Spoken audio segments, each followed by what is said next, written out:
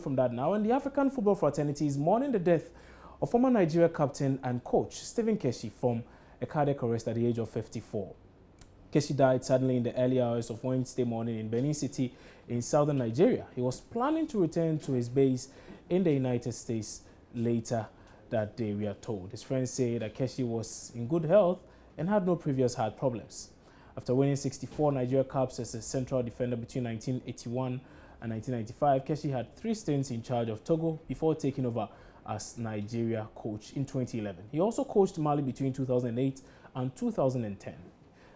We can now cross over to Nigeria for a lot more on what has been going on right now. And let's speak to Mohammed Abdullahi, who's a sports journalist based in Nigeria. And he's joining us via Skype with some thoughts on this, as well as the reaction that has followed the news of Mr. Keshi's passing. Good morning, sir. Can you hear me? Good morning. Can you hear me? Right, Mohammed Abdullahi, yes, I can hear you. So, first and foremost, let me just find out from you. I mean, what has been the reaction, particularly in Nigeria, following news that Stephen Keshi has passed on? I must tell you, it's particularly a sad day. People woke up to a very shocking news that the big boss, as we call him, has passed on. Unfortunately, there was no traces of any illness known to anybody in the society.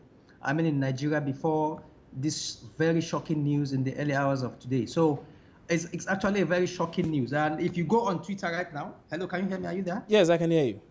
Okay, if you go on Twitter right now, you see that he's trending. Rest in peace, Keshi, Stephen Keshi, 1 to 3 all over Nigeria, and I'm sure even in the African continent. His rest in peace, Keshi is trending. So it's actually a very shocking news, and people are still wondering what happened to him. A statement, according to his family, said he had a cardiac arrest. But people are wondering, what were they doing with him and in that ungodly hours of 2 a.m. or 12 a.m. when he was said to have passed on? So I'm sure it's an unfolding story. Probably later we'll get to know the true cause of his death. But for now, the family says a cardiac arrest. What has been the message from the FA, particularly following the passing of Mr. Keshi? Particularly what's happening now, the FA is just a statement to say we've lost a great one, we've lost Stephen Keshi. That's what the NFF website is saying, and the NFF Twitter handle is saying, and that's just the comment for now. I'm sure in later days to come, we'll have more unfolding stories. Is that also to suggest that there hasn't been a lot more tributes from probably some of his teammates back in the days, or even some of the coaches, some of the players he's had to coach or work with? Has there been any tribute of any sort from any of them? Definitely, there has been tribute all over the place. I see even Joseph Yobo, okay, the former captain of Nigeria, who just had his testimonial 2 weeks ago, had tweeted to say, "Rest in peace, the big boss. You paved the way for all of us." I've seen even your own John Mensah from faraway Ghana, the former captain of the Black Stars as well, have tweeted. So the tweet is going on.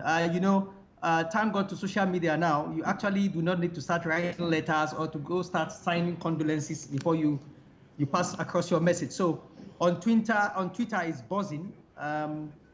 Most of the big wigs, his teammates and so on, have tweeted to say this is a very rude shock to them and they are yet to believe it. I know it's early days yet, but can we now can we go ahead and say that maybe the final funeral rites of Mr. Keshi are supposed to be held on, say, the X or the Y, maybe in the next week or two? Has there been any such word from the family? No. What the family is saying is that we should give them time to actually confirm when the funeral will be coming up. It's still very early hours. And if you recall, Keshi is a great footballer known across Africa. I tell you, so many Ghanaians, so many Togolese players, and even African players have structured or kind of say he is one player that has paved the way for African players abroad. You recollect that not only that he's a successful coach, he is also a successful player who won the African Cup of Nations as the captain of Nigeria in 1994. And I tell you, he's the second player or second person in Africa to have won the Nations Cup as a player and as a coach after Mohamed Buhari of Egypt. So he's very well celebrated.